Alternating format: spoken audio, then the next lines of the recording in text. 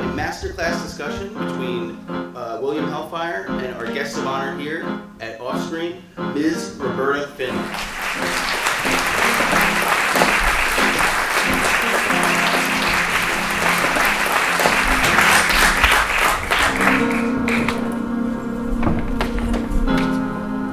Hello everyone, and welcome again to Offscreen Film Fest. And I just want to say thank you to Offscreen Film Fest and to the Nova for having this. Is really absolutely amazing experience to have Roberta Findlay here with us and to be screening films of hers and having her speak is very rare. So you should be very excited about this. I'm William Hellfire from New Jersey, and we have Roberta here, a good friend of mine. So we're going to go into our what they call Masterclass. I thought it was a bastard class. I'm totally qualified for that. Masterclass, I am not qualified for. But what I do own is a vampire cape. So I figured I would put that on. Maybe I could kind of squeak by. So Roberta, this is kind of an interesting reunion that we're in Brussels, because actually the first film that you technically directed, which is a lost film called Eroticon, was here in Belgium. First of all, I want to say greetings from New York, the city and the state. And why I was here at that time, I have no idea. I was 16, I think. And I never thought my past would come back to haunt me in this fashion. We just made a bunch of films, you know. I did what I had to do and tried to work as well as I could, and thought it was over once the picture was over. And here I am, dragged back across the ocean. But we shot either in Brussels or in Antwerp, I really can't remember. And you were here with Michael to shoot a film, yes, and he asked you to direct. Well, and he said, "You speak French?" I said, "Oh, yes, sure I do, yeah, certainement." And so I attempted to, in fractured French, direct. I don't know what I was doing. As I said, either in Brussels or Antwerp, I'm not sure now. And we shot the film. It was in black and white. And the negative was shipped back. I don't know why he shipped it back, but he did, in film cans, and it was seized by customs in America. There was nothing in it. I don't know, it was softcore, nothing. And it was never seen again, as far as I know. And we went back to America and continued shooting X-rated films. So how did you originally meet Michael, and how did you become partners? Well, we were partners. We eventually got married. But I met him at school, at college. He was running a film program. He was a film nut, and mostly and only interested in silent films. I'd never seen one in my life. And he advertised in the school paper. Oh, it finally came on. For a pianist to accompany the silent films. So he offered $5 a pop. So I answered the ad, and the first film he was showing, what did I know, was Intolerance. And he said, well, play something. So I played. The leitmotif of that picture, for whatever reason, was The Great Gate of Kiev from Pictures in an Exhibition. And I just segued into other compositions that I knew that I could play. I could not improvise at all, still can't. And that's how we met. He was running a film program. He was 10 years my senior, because the school he had been to was unaccredited. He was attempting to be a priest. He was studying for the next stop would have been the seminary, but he dropped out. And that's how we met. Okay. Then he dragged me on a ship because he wouldn't fly to Belgium. And, he was terrified of flying. So he had already been making films, I guess, before you went to Belgium? No. No, that was the first one? No, he sort of experimented. He bought, and what did I know at the time? He bought a camera called an IMO. Do you know what an IMO is? It's a 100-foot film, well, it's 35 millimeter, where you wound up the camera, and he was experimenting with 100-foot loads, and then one day he said, gee, I wonder how this thing works. And he opened the damn thing, and there's a giant spring in the camera itself to facilitate the loads. And it sprang out, and that was the end of that. He couldn't put it back together again. Basically, a lot of the early Michael Findlay films have your name on it or your alias on them, and you're definitely involved in some respect where we hear your voice or we see you're obviously acting in some of these films. Did you ever aspire in any way to be an actress? No. Was there ever any interest in doing that? No, as I said, I was supposedly, my parents said, you must be a concert pianist. I said, yeah, sure, right. And I guess I was with him when he was shooting, probably during spring break. And so he would just put you in the films, like, oh, come on, we're going to do this. And I did what was required. But he had really no interest in being an actress? No. And do you think Michael had an interest in being an actor? No. Because he was putting himself in the films. Do you think it was just by proxy? Like, it was it's the much easier. cheapest thing to do. And it forced him to hand me the camera, and I said, what am I supposed to do with this? He said, here's the switch, just turn it on. And so I did. And when did you actually feel that you started really learning how to shoot? Do you remember? Oh, yeah, the first picture I shot on my own. So I ran away and started living on my own and got money from a very cheap film producer, sort of distributor. And he gave me $5,000 to make the first picture alone, which was, pardon my saying, so The Altar of Lust, or The Doctor Knows Best. Was No, that was the ultimate title. Oh, okay. And somehow I knew what to do. Idiots have one. Yeah, it's pretty amazing that because you tell me sometimes that you really don't know exactly how you learned how to do it. But did you kind of force yourself to really kind of master it at that point? To earn a living. Yeah. So I shot and edited and stole music to put on the track and proceeded therefrom. Right, exactly. And then shortly after that is Michael had asked you to come back to help him with the film that he wanted to shoot in Argentina. So you guys went to Argentina to make this film. Yeah. Why Argentina? I don't know. Nobody knows. He had a partner who raised money based on the fact that we'd go to an exotic locale. Why it was Argentina? Not the slightest clue. And so we all disembarked, and once again he was terrified of flying, so he got a doctor to give him 3 or 4 pills of Thorazine, which is a heavily dangerous antipsychotic drug. Oh, God, help me! Somebody help me! And he took 1 pill and was okay, and he gave me 1 pill, and I slept for 36 hours. He carried me onto the plane. And then, so you actually helped photograph Snuff because Michael was in the film. Oh yes, no, I was a cameraman. Yeah. And Michael spoke Spanish? Yes, he did. Okay. He was fairly fluent in Spanish, and he said he needed someone on the crew who could speak English so he wouldn't have to communicate with the cameraman. So I was it, and once again, now we're in Araflex equipment, which I guess we rented in Buenos Aires. And he said, just flip the switch, turn it on. And there was no live sound, too expensive, also based on the Italian spaghetti westerns where there was no sound.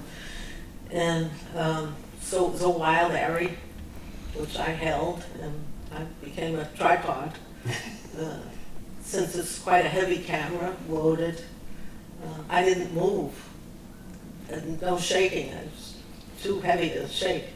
And we shot. And it was about Charles Manson, I'm sorry to say, theoretically. And so when that film was finished as Slaughter, right? Yeah. You said you had issues with being able to distribute the film. Well, it was terrible. Nobody wanted it. So they took it to California, and I guess out there, Paramount, is it Paramount? So what is this picture called The Slaughter? We're releasing a picture called The Slaughter with Jim Brown. They said, we'll give you, I don't know, $3-4 grand to get rid of the title. So they bought the title, which you really can't copyright, but they didn't want confusion.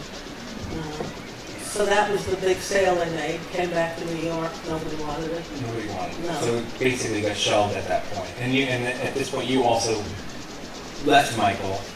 Well, I ran away, yeah. And then eventually ended up as a ticket cashier at the circus. Yeah. And then My first job. Yeah. And then from there you started making movies for Shackleton. Yes, I did. Okay. I met him at the cashier's box office at the circus theater.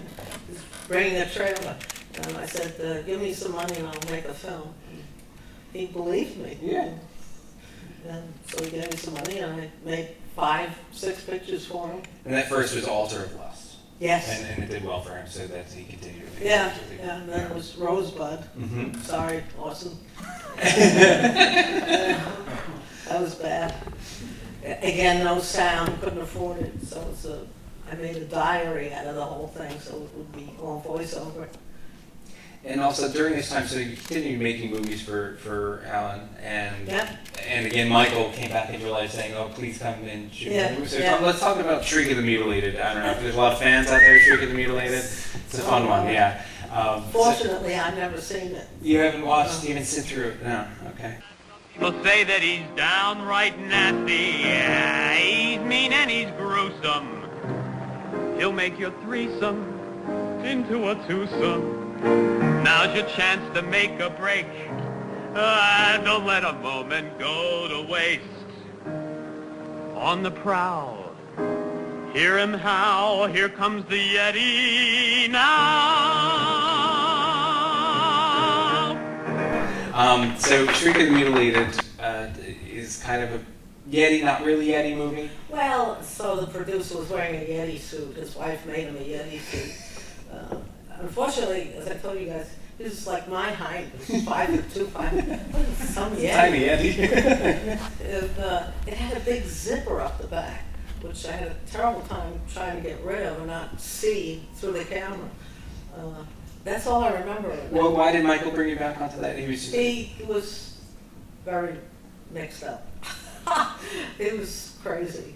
And he had anxieties about everything. And he said he couldn't direct the picture unless he had someone he could rely on. Not even rely on, but to talk to. He was comfortable with, yeah. Yeah. So he said, please help me and shoot this. So I did, because I was perfectly sane. Yes. Do you remember where Shriek of the Mutilated played? What theater it played? I have no idea. No, okay. Did it play New York? I don't know. All right. And then you continued to make softcore pictures for Shackleton until eventually the market was changing, Yes. and so you Yeah. made the jump into hardcore with Angel Number 9. Yeah, that seemed to be And too. yeah, tell us what happened with Angel Number 9. How Well, did this he actually said work? that we have to make a hardcore film now, so I did. And he said, I can't release this, I'll go to jail. I said, but that's what you said. So he sold it to Essex Films. They retitled it Angels on Fire, I think. And then I made a couple more for him, which I guess was softcore. He was afraid. Right. And then he owed me a good deal of money, wouldn't pay me, punched me in the eye. And so the next guy I got involved with, Walter, said, we'll go to a lawyer. And we did, and the lawyer said, forbearance to call the police for assault. So Angel Number 9 is pretty interesting because the film itself was touted as a pornographic film from a feminist perspective. It was? It is? Yes, it was like sort of like advertised as such, and you know. So I would love, yeah, like you know, is that in any way true? No. Whenever I could, I'd steal Hollywood scripts, because it was the easiest thing for me to do. So I stole Goodbye Charlie with Debbie Reynolds, I think. I don't know. That was an easy script to steal and base the picture on. So that's all That it was is. the idea. Okay. Yeah. And It's like Fantasex's Secret Life of Walter Mitty. I'm sorry, Thurber. and Sorry to everybody. so I read some articles you were talking about wanting to recreate heaven in the Yeah. film because they did not do that in Goodbye Charlie, right? You were saying. Oh, no. Right? So that's you not. wanted to He do just that. automatically transformed into a woman. Oh, that's why they feminist, I see. Yeah. No, it's just a matter of plot trick, that's all. Yeah. How much does Heaven cost? About $200. It costs about It's on a $200. stage. Yeah, it's just a lot of gauze. Yeah. That's all it And is. a toga for Rob Everett. Yeah.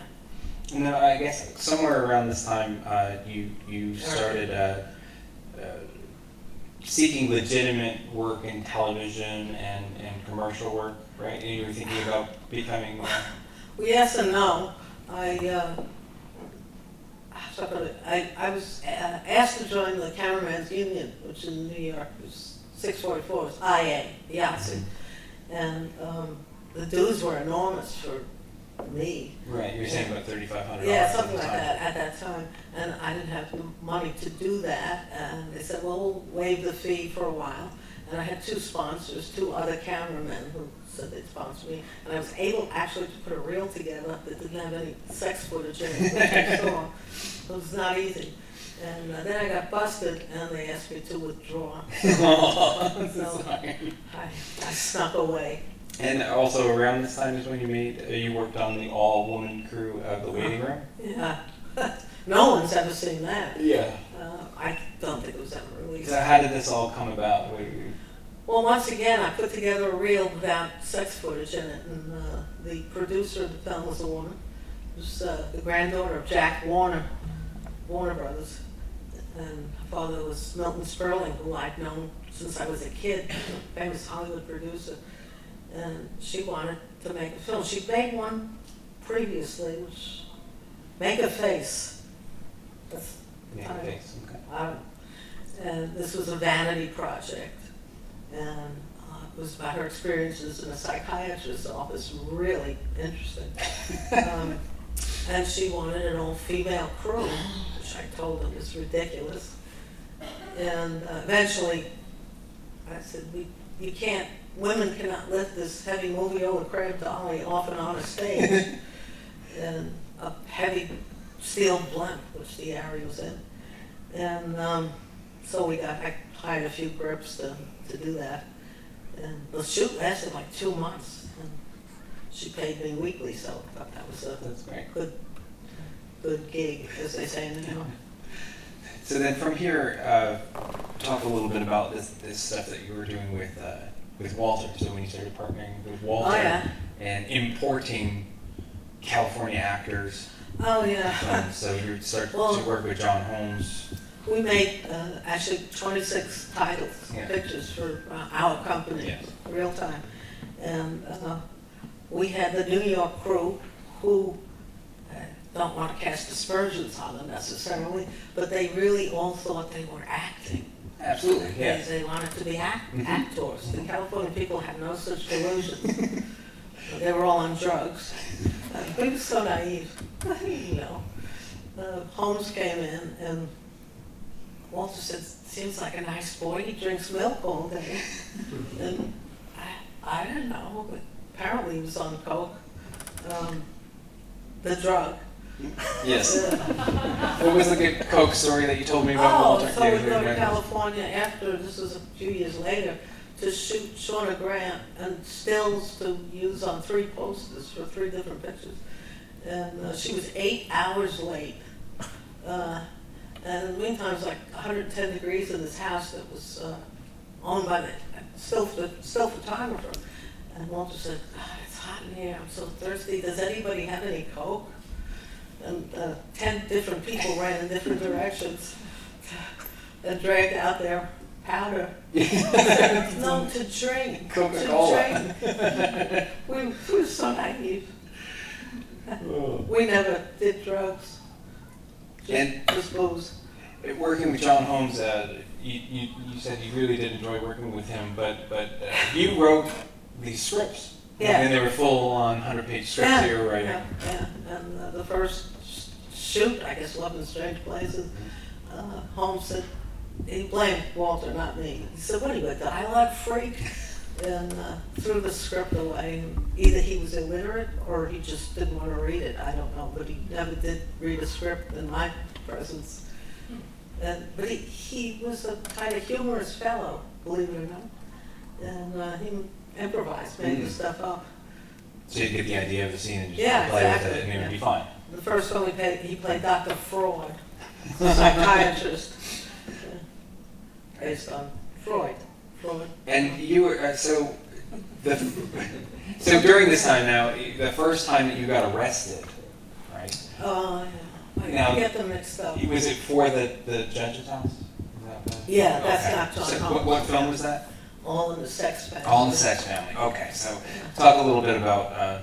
Well, Cause of trouble here. I was the cameraman, and we went out to shoot some exteriors for the film, and I found the best looking house in the neighborhood, and unfortunately it belonged to a local county judge, and also a drive-in was part of the script. I don't know, I didn't write the script, and it was a UA, United Artists Drive-In. So in conjunction, the two entities sued whoever had the Suffolk County Police on Long Island in New York arrest everybody that was involved with the production. This was after it was released. And they rounded everybody up. They actually extradited Jamie Gillis from California because it was crime. That's crazy. The crime was obscenity 1 and conspiracy 3. Just happened to have picked the judge's house. Yes. So when he's What reviewing was the best film- looking house? Yeah. And again, you were arrested with John Holmes. Yeah. Because and now how did that happen? Which one was that? Was that? Well, eventually became Honeysuckle Rose? Honeysuckle Rose. Right. We lost a lot of footage. The police seized it, so we had to patch it together. How did that happen? So you're shooting in this. We're shooting in a beauty parlor. Okay. Yeah. And the windows, we had Velcro, the windows was black cloth hanging, and somehow or other, a local guard, watchman, peered through a slit in the black cloth and found John Holmes doing obscene and terrible things. Called the police, and we were all busted, guns drawn, arrested. It's about 18 people, the crew, the cast, everybody. Holmes was there, and they, whatever it's worth, they didn't have a warrant at the time. It was a bad arrest, and we were hauled off to the police station, and Walter, being Walter, refused to be fingerprinted. I don't know how he did that, and insisted on seeing a warrant, which they didn't have. And ultimately, everyone was set out on bail for like $1,000, I think. His was $20,000 for being obstreperous and obnoxious. Holmes gave them a turquoise ring, and in one of the cars he had brought along a couple of antique pistols, guns. The idiot. They seized them and never saw them again. And they ripped the film off the camera, broke the claw with the Araflex. And the guy we were working with, Jack, dropped the film that we had already shot down a well to hide it. And eventually we got it back, and the lab had to peel each foot off of the out of the magazine to dry it out. Great. Well, you got it. You got it back. So now, going forward, you made a bunch of films back to back, all at the beach house, pretty much. All the So you used to shoot details. sometimes 3 films at a time. Yeah. And just kind of interchange everybody and, Yeah, shoot yeah. one scene, one location, and get everything done from all That 3 is films, correct, right? yeah. Okay, so this was from Hollywood Love, which showed a couple days ago, Woman's Torment, which I think was last night, and the Tiffany Minx. Correct. And specifically with Woman's Torment and Tiffany Minx, you know, I'm noticing a lot of, with Woman's Torment specifically, like this anti-eroticism, subversive kind of porn. Now, porno, you're like, okay, this is supposed to be like hot and sexy and everything, but the movie opens up with a woman complaining that her husband didn't make her come, and they're just arguing during sex, which is like insane. It causes me quite a bit of anxiety when I'm watching it. So I was wondering what was happening. I don't know, but we had a habit of making asexual, non-sexual sex pictures. And as Walter said to me about Mystique, he said, what is this? A woman's dying of cancer? This is Really this is sexy. sexy? Yeah. You noticed that theme throughout these films. And also, what was your, for Woman's Torment, what was really your It's a inspiration? story of my life. What was your, Uh, what was your inspiration? Inspiration? Were there any films that were kind of an Gee, inspiration I for don't that? know. Was there an inspiration? Like Repulsion, maybe? Maybe, yeah, Well, that's that's good. That's good. Repulsion. I'll take that. Yeah, Yeah. do you think? Repulsion is possible. Yeah. Yeah. And your early influences, you know, your early career with Michael, did that influence the violence in your pornographic films? Oh, I don't think so. No, he was just crazy. Right. And as I told you, luckily he took it out on film, or he would have been arrested As a serial years murderer. ago as a Yeah. serial murderer. But there's like full-on stabbings in Woman's Torment. It's kind of has a bit of a horror film element to it. It's like Yeah. a pornographic horror film. So I don't know what I you don't know was what you're thinking. No, it's just, Yeah. that was just, hey, this is what I'm doing. Just thought it'd be more interesting than the story. We had the obligatory sex scenes. Mhm. So, Okay. And, you know, also again with Tiffany Minx, I hear a lot of times you say, oh, I didn't really direct the sex scenes, or I didn't really enjoy directing the sex that's scenes. true. But with Tiffany Minx, the sex scenes are really integral to the film. Yeah. The characters are in character. I don't- There's dialogue going through it. It's pretty hot, you know. It's I deeply don't hot. remember it. You don't remember it It was at all. actually, we bought the script, you could believe that, I didn't write that one, from a friend of a friend. It was a written script, a real script, called Woman on Fire. And the sex scenes were probably written into the Into script. the script. So Okay. You just followed I was a good student. I just directed or did whatever's written down on a piece of paper. I'll do whatever's instructed. Now, again, there's also a theme of not just bloody violence throughout, but also rape in a lot of these films. And now, did that sell? Not a lot, not a lot. Did that sell better in New York and not in No, other places, or was no, there a no. specific reason to put rape into all these? There was films? no good reason to put rape in, no. And I don't mean this in a sociological or feminist way, but the theaters, domestic theaters in the, I guess, late 70s, 80s, abhorred rape. They really didn't want it. They'd get busted much more easily. And why we, like in Mystique, why there's a rape in there, I don't remember. Again, it was a script we bought. Right. But it was a stupid thing to do. And then, so as you're reaching, kind of going into the 80s, you start going for more production value. The films start to get a little bit. Hopefully. And now, was that just because your budgets were getting higher? No, or, no, or the budget still remained the same? very, very as low as possible. Mhm. Except for mascara, which we actually hired Ron, Henri Pachon to do. Because I said, Walter, we don't really know how to direct sex pictures. Not that he was really involved as a production manager. I don't like directing sex scenes. It makes me uncomfortable. So is that why you were hired? So we You hired- wanted to we have hired- him do the sex? Yeah, How did and that he was work? very enthusiastic. He was, okay. Yeah. He did good sex film, or he hadn't a clue technically about what to do or what the camera sees or lighting, nothing, zero. That was the last time we hired a director. And he wasted time. I mean, our schedule was in 15-minute increments. Walter drew the schedule, and it showed the master of our shoots was the location. Whatever you could shoot from that A camera position where it was lit is what we shot for any scene, beginning, end, middle. Hollywood used to do that. I don't know if they still do it. Because it's a lot easier to move the cast around than it is to move lights. So if you don't know what you're doing, like Ron would say, okay, now we'll go over here. And I said, Ron, are we going to come back to this position? Because he was the director and we hired him.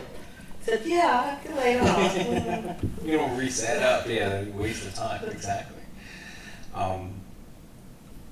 Now, you started working with Shauna Grant, who was pretty, big in the She was industry. kind of, how shall I say, not terribly conscious. She was doing drugs? Oh, I suppose Yeah, that's yeah, right. yeah, Yeah. she was a drug, yeah. I'm, yeah, Yeah. I'm being gracious about it. I Did you don't think enjoy she working with was- Shauna? I don't know. There was not much to respond to. We made a few films with Shauna, and she died. Well, Walter said that no pretty girl would shoot herself in the head or face with a shotgun. You think she was murdered? He thought so. Oh, conspiracy. I don't know. I don't know. We heard of certain people that she was with in California. She was from L.A. I didn't know much about her. I don't know. Okay. All of a sudden, she disappeared. And then when Shauna died, you had all these outtakes, and I think so you came up with this wonderful idea. Could you talk about Every Man's Fantasy? Because to me, it's fascinating that you did this. Oh, yeah, I say, it's not exactly a moral act.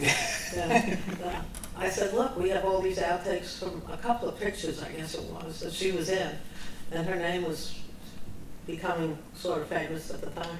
And I talked some woman who was writing for magazines in New York into believing me that we wanted to make a memorial to Shauna Grant. I had no such idea or intention. It's just a cheap way to make a film. It cost almost nothing. And we used the outtakes, and she did a narration, a frame around the outtakes, thinking that she was making a eulogy. Right. Sorry to say. And then how did that come out? Did she Well, it was realize great. that? Did she realize that you had no intention of doing I that, don't or know did she that. think that I it never was spoke to her sincere? again. So at the end of this thing, what happened was theatrical distribution, which was our mainstay Yeah.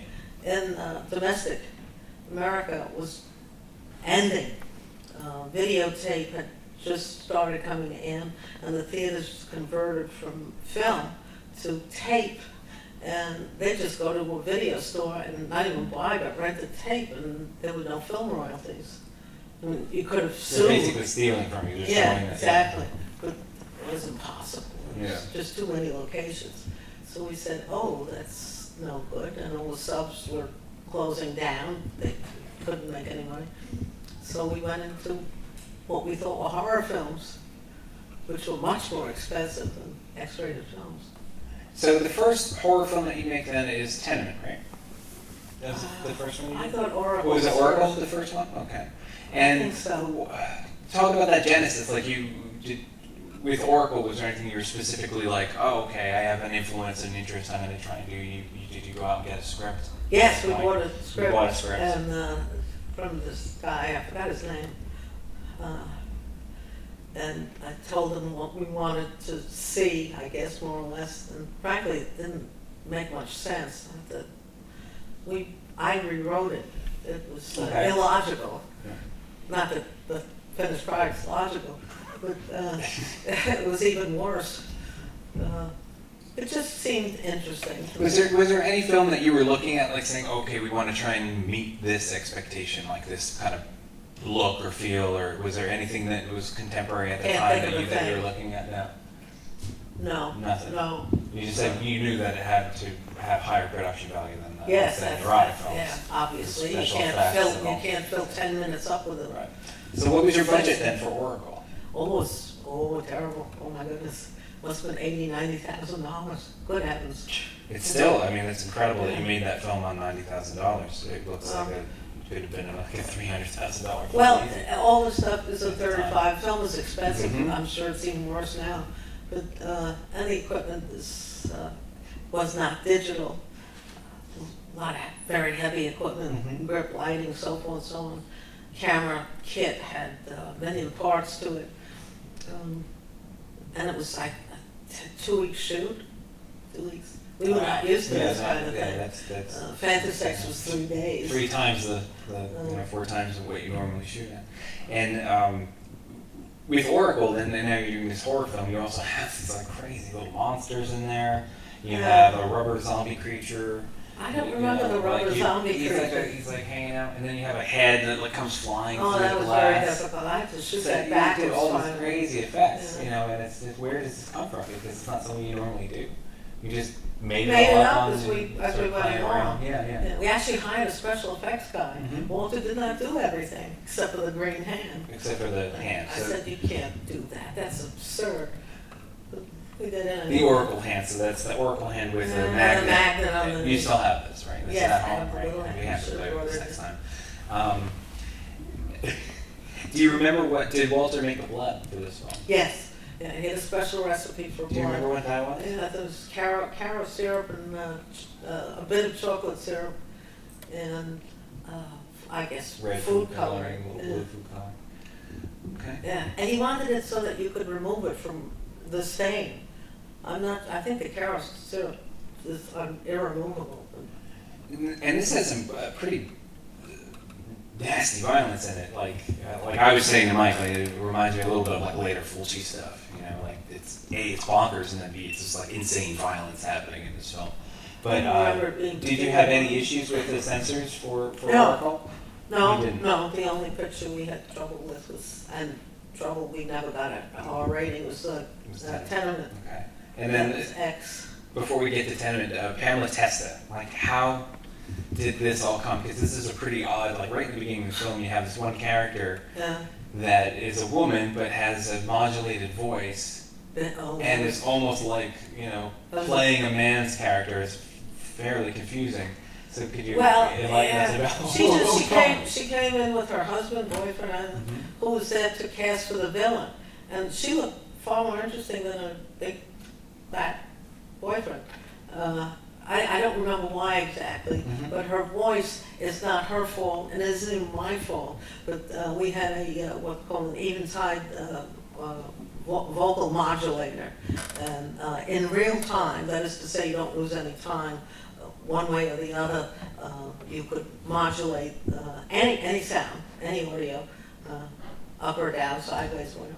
And so Walter treated her voice, and it came out as you hear it, which is totally unnatural. And it's in sync because there's no sync being upset. Yeah. I didn't care for this at all. but you just went with it with Walter. But she had a very high, feminine, hissy voice. Right. So we did something. You wanted it to be masculine. So. Yeah. I don't know why we hired her. It's very interesting. It makes the film very unique, actually. I think it's very cool. Nick stands alone. Okay. Okay. So then, right after that, your next film is Tenement. What was the budget on Tenement? About the same. About the same, Sure. like close to $80,000, $90,000. Yeah. Okay. I think it was even longer shoot, believe it or not. And was this another script that you purchased? Yes. Right. Yeah. Purchased it from Rick Marks. And what is it that drew you to Tenement that you were like, oh, I want to do this? It was the story of my life again. Yeah. Growing up in a tenement in the Bronx. You had a lot of gangs then? No, actually, or that isn't exactly how I grew up. Right. I'd heard tell of such things. Okay. But outside of the neighborhood I grew up in, which was a very small, limited area of European Jews, the whole rest of the Bronx was a war zone. It still is. And that was appealing to me for some reason, I don't know. The exteriors of the building are in the Bronx, indeed, in a very rough neighborhood. Mm-hmm. And the interiors was shot in Harlem, in New York, in a safe place. No, really, it's much safer. You were saying that talking about the location where you're shooting, the lot that was next to it. An empty lot. Yeah, the empty lot. It was all kind of overgrown and everything. Now, what did you find in the empty lot? Various human bones from Body previous wars. There was a gang war about to start where we were, right. Two separate gangs, and then there were a lot of guys, young teenagers, even older, who were yelling and screaming at us with time's up. That they wanted to be on the crew, and why didn't we hire them as crew? Well, you actually did hire a gang member though, right? yes, in the cast. Yeah. And was that deliberate to try and ease tension? Well, no, I just thought he would give us a good insight into the gang. Most of the shooting was done in this interior, and the interiors were done in Harlem, in a vacant building that was being renovated by the city. So at that point, it was used as a giant set. We used it as a set. Mm-hmm. It was electricity and water, plumbing was still on. So, But you had free reign to shoot with everywhere, we just built sets. No, we hired a gang member to give us some insight into gangs. And then on the other side, you hired the commissioner's wife? Yes. The police And commissioner's so wife? we had casting So you would get free police car? in New York, and a woman came in, and Walter found out she was the wife of the New York City police commissioner. And I said, Walter, she can't act, she's terrible. He said, shut up. She's the wife of Olivia Ward, the wife of the police commissioner, Benjamin Ward. Okay. And we had dozens of police with us protecting her. And they yelled at us severely for exposing her to this stuff in the Bronx. So as the years go on, you made a Blood Sisters and Lurkers and Oh, yeah. Primeval, and then the industry again starts changing, and the very last film that you made, which has not been released, is still waiting for release, is Banned. That's terrible. So really, how did you end up making, after coming off of Primeval, which was successful, and also a pretty decent budget, right? Oh, yeah. Like $100,000 Well, budget that on that was film as well. For owned by Crown. Crown. International, yes.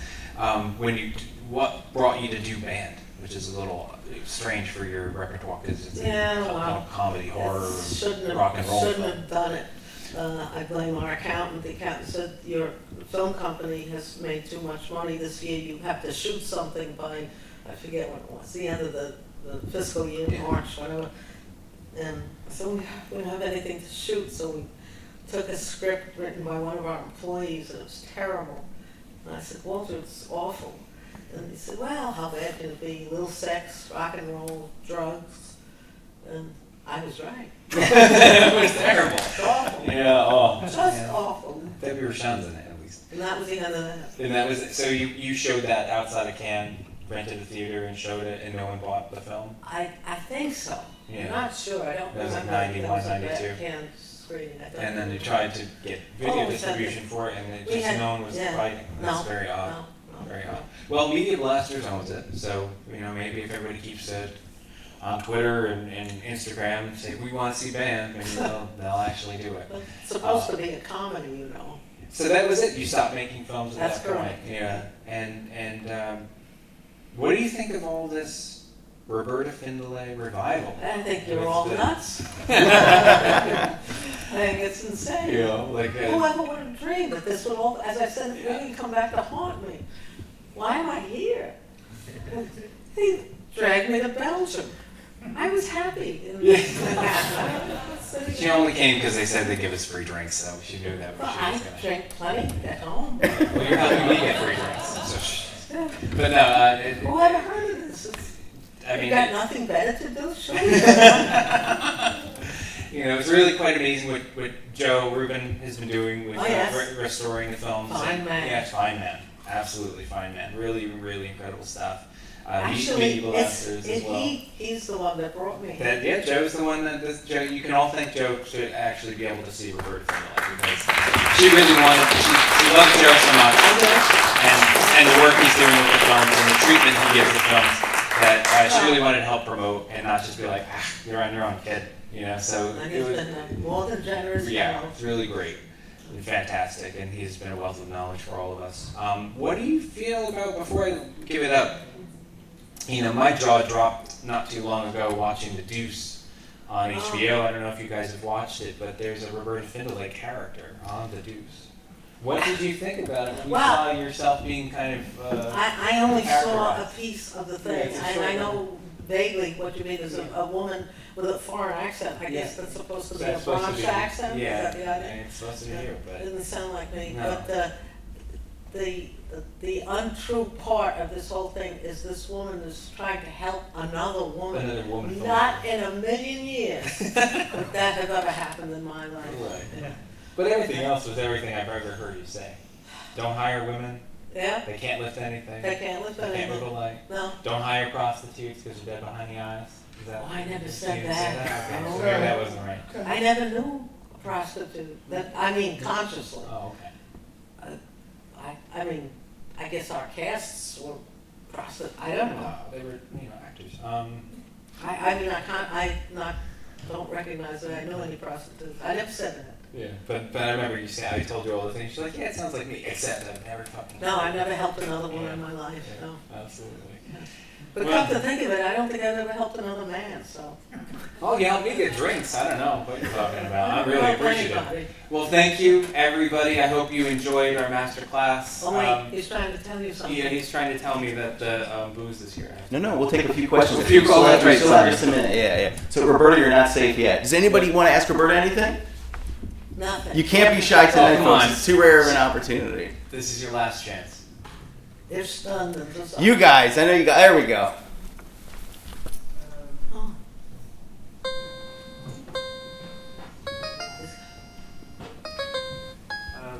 I have two questions. What is your favorite movie, and do you like Barry Lyndon from Stanley Kubrick? Yeah. No, I don't much care for Barry Lyndon. It's terribly stagey and pretentious. My favorite, I don't know, it's like saying Beethoven and Mozart, which one's your favorite composer.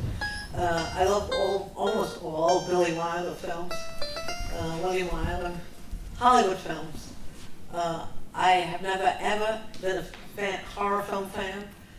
I don't care about any of the stuff that's going on here. What's your favorite erotic film? Well, they're showing Peeping Tom, Roberta. Yeah, Oh, Peeping Peeping Tom. Tom, that's an You like exception. Colin Pressburger? That's by Michael Powell. That's an exception. What? What's your favorite erotic film? None. I've never seen an X-rated film outside of the few screenings that we had in New York of our finished pictures for press release. I've never seen anybody else's X-rated film. You never watched one for pleasure. There was never you're like, Pleasure? oh. No. Yeah. Right. God, no. Oh, no. I think we've got another one over here. No. Hate. Oh, hello. Hello. I'm a great fan of Harry Reams. Did you met him? Yeah. He's a great actor, I think. Do you think also? No. No, none of these people were actors in the true sense of the word actors. You didn't think Eric Edwards was a decent actor or Jamie Gillis was a decent actor? No. Wow. Okay. They were better than the other people in the genre. But good heavens. No. All right, who's next, folks? One over here. You mean like Frederick? If we could group the questioning, that'd be helpful. Hello. How did the same beautiful beach house ended up in A Woman's Torment and From Hollywood Love? They were all shot at the same time. And they were all shot at the Yeah, same time. It's an Holly, amazing place. Beach House was outtakes from the three Okay. pictures. It was very successful because it cost nothing. Yeah, Tiffany Minx, you shot all Yeah, together the and then main- made beach house. Yeah, and all the scenes, as I said, the master for us was the location, the lighting and location. So all the scenes that needed to be shot in that beach house were shot at the same time. And all of the scenes in the West Side apartment, which you see there, was shot at Walter's apartment. The terrace, which you see here and there, all shot pieces of it for each script. It was quite a complex affair. We kept changing the cast, not the location. All right, who's next? Does they have any questions? Going once? Going twice. You said something about stealing the music in your movies. Oh, yeah. But I have the impression that sometimes, like Holly, it seems like a song made for the movie. Yeah, no, we did that too. There was a song made, Justine has a song written for the film called Justine. Before I met Walter, the stuff that I did on my own, I stole all the music from, I told him, a Russian label, so that there would possibly not be a copyright fight about it. So Artia Records was a Russian label that was distributed in the United States. And all the classical music, so forth, I just stole right off that. There was probably some rock on that label, I really don't remember. It wouldn't be my penchant to steal rock and roll anyway. But Walter had a studio and he Yeah. would sometimes record bands and then say, well, I'll record you for free or whatever, but I'll use your music. Give it to me. When he came along, the stealing stopped. He thought that was wrong. Right. Absolutely. ridiculous. And All right. he wrote and recorded a lot of the stuff on an old synthesizer, and on Kurzweil 250, which is a synth that imitates, recreates symphonic instruments, acoustic instruments, not a real synthesizer. I mean, it's a synth. Doesn't make funny noises. Okay. Well, we're running out of time, right? Yeah, one more. How about a question from the ladies? Roberta, you might have scared them all away. A girl have a question for Roberta here, a female. Female person. Was that a hand up over there, or was that like just a joke? Oh, okay. Okay. Going once, go. Meryl, you're holding the camera. You got anything to say? Well, when you did camera, did you develop a love of experiencing things through your eyes, through the camera? Oh yeah, that was my passion actually. It was both, was just shooting and editing is great fun. It's like putting the jigsaw puzzle together. But my interest was in lighting. Not that we could do very much in 3 days, but I did whatever I could. And making a good frame was all I ever wanted to do. The directing had to be done. But all I wanted to do was shoot. So I shot. Great. Well, thank you again, everyone, for coming. Thanks so much. It's been a really wonderful festival. Thank you, Offscreen and Nova, for all the help in putting this together, and Joe as well.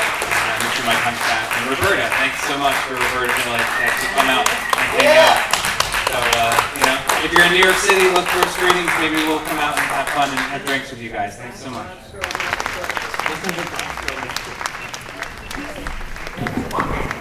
Enchantress, coquette, murderess. For the connoisseur of erotica, there is only a Tiffany Minx. Come if you dare, and be wild as the Minx. Now you just leave tonight to